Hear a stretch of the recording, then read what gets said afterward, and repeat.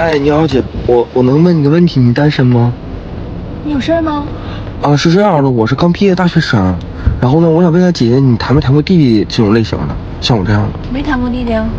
啊，那正好，我在我身体最好的年纪遇到了我最想保护的人，姐姐，你看我这样行吗？上。啊，哎，姐，那个啥，我想问一下，你是在这儿附近上班吗？对啊，公司在这附近。啊，真的啊？嗯。那你是自己一个人住吗？嗯，太好了，你看啊，要不然我现在我也是自己一个人住，然后我还没找到工作，那要不然我先搬你那儿住，你看怎么样？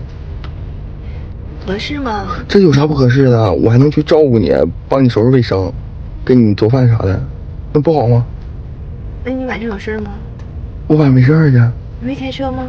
会啊。那咱俩先把微信加上，然后晚上我联系你。行姐，那啥，那到时候你给我发微信呗。嗯。啊，行。